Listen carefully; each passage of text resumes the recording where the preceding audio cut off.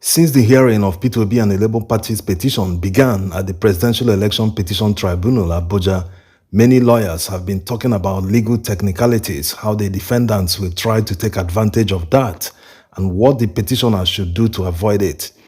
Today, we will take a look at legal technicalities, what it means, and why it is their only hope of winning in court. There here refers to, of course you know, the trial of Tinubu, APC, and INEC. When a defendant starts to dig for the slightest error in the rules of the court or procedures, the lawyer is simply looking to take advantage, not minding the injustice that the plaintiff will suffer. In other words, the lawyer knows that the case has merit, but his only defense is to look for little errors here and there and try to capitalize on them to convince the judge that the rules of the court or procedures should be followed to the letter, which might ultimately lead to the dismissal of the case if the judge agrees with him to overlook the merits of a case and dismiss it because of little errors that have no effect whatsoever on the substantive matter. So when this kind of thing happens in court, it is referred to as technicality, that the matter was struck off based on technicality. Technicalities can not only be introduced during trials. In some cases, the plaintiff might have gotten judgment only for the case to be dismissed on appeal for the slightest excuse of something like court jurisdiction, which means that the plaintiff took the matter to the wrong court.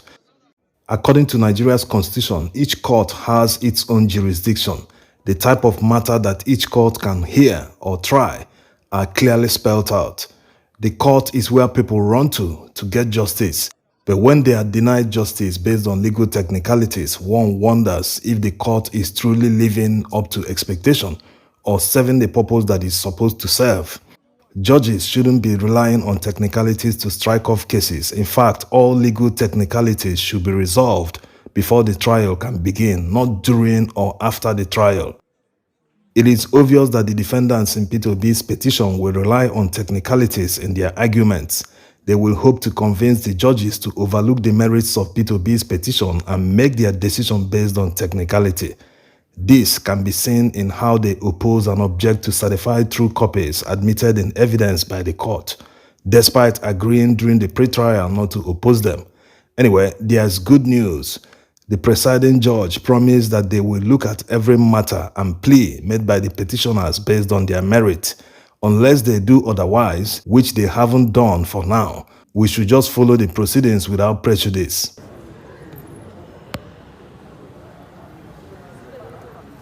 Now, let's look at another question that many people are asking.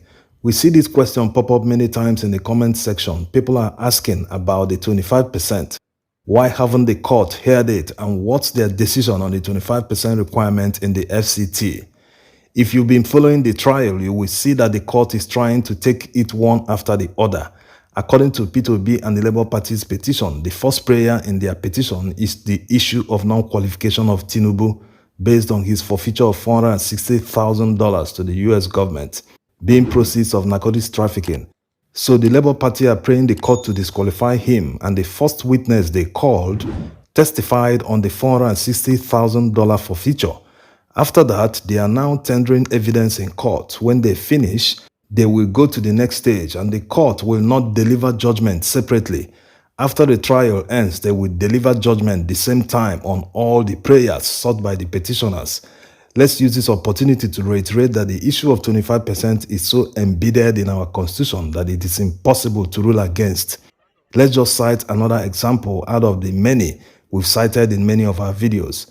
This is section 134, where it talks about what conditions the winner of the presidential election must fulfill. Let's skip subsection 1B, where it mentions 2/3 of all the states in the Federation and the Federal Capital Territory, Abuja. Remember "and," but that's not our concern today. Let's go to subsection 3, where it talks about the candidates that will participate in a runoff election. In B, it says one among the remaining candidates who has a majority of votes in the highest number of states. States here is our concern. We did this section in the other video where we talked about the candidates that will participate in a runoff election. For those who always argue that Abuja should be taken as a state in election matters, if the constitution considers Abuja as a state, the framers would have included Abuja here. But notice how it says majority of votes in the highest number of states alone. It didn't include Abuja here. And let's not forget that after a runoff election, if there is still no clear winner, they will determine the winner in another election based on the highest number of votes alone. The 25% rule in two-thirds of the states and Abuja will no longer apply. This is covered in subsection 5, as you can see.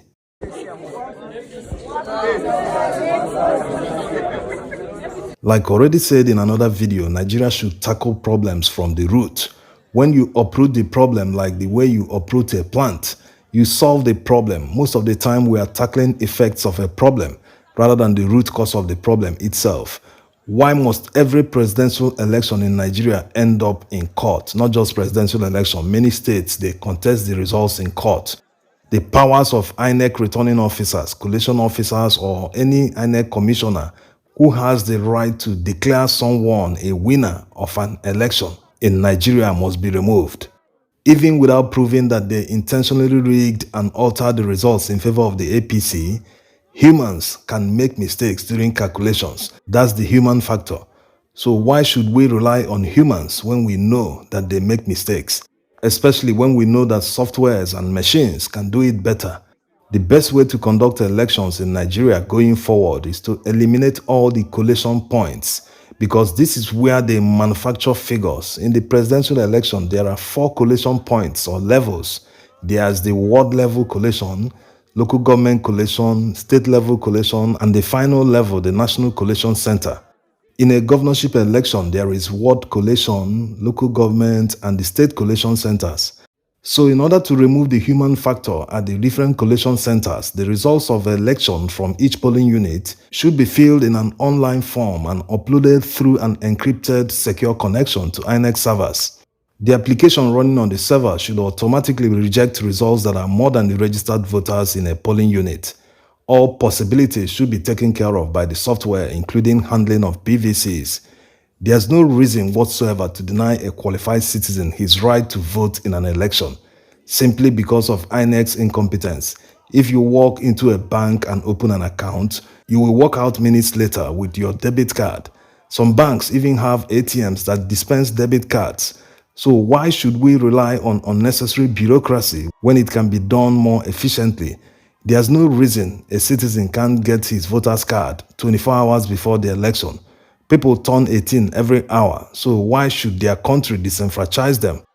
Ever wonder why local TV channels show the results of elections in real time in Western countries and some African countries, but in Nigeria they don't do that? It's not supposed to be. Local TV stations should have a connection to INEC servers with their own software so as to display the results in real time. This will seriously improve transparency in the electoral process. And since the software will be responsible for collation of the results, the winners will be known a few hours after voting ended. Of course, a judge will need to affirm the results. If it is a presidential election, one judge will affirm the results, another one for a state, National Assembly, and others. This is the only way to eliminate blatant rigging and stealing of votes. In polling units where elections didn't hold or marred by violence, elections must be repeated there, so as not to disenfranchise citizens and give some undue advantages to some candidates. Imagine the huge amount of money that will be saved from just moving of results from one point to another to collate the results. The polling officer will just punch the results in front of everyone and upload it. No need to go to the ward headquarters to collate the results or local government collation center, etc. No need for the state returning officer to board a flight to Abuja with other people just to go and read out the figures on national television. What a waste. This structure of waste needs to be dismantled, and the only person that can do it is someone this structure was used to steal his votes. The people that benefit from this kind of structure will never change it and make it efficient, because if they do, they can never ever win election in Nigeria again. Buhari claimed in the past that he was a victim of election malpractice and rigging. Look at the election that Buhari conducted. Someone who should know better from experience. If we continue doing something the same way, we keep failing. The only way out is to change the way we do it. We don't need to reinvent the wheel. Other countries do it better than us, so we just need to emulate them. It's excusable that someone can't do something because he lacks the know-how, but it's inexcusable that someone can't emulate something that others have done. By the way, election rigging should be made a treasonable offense so that people will think twice before snatching ballot boxes or ballot papers. Remember that hearing on P2B's petition resumes tomorrow, and as usual, we will be bringing you updates and the full transcript of what transpired in court. Thanks for watching.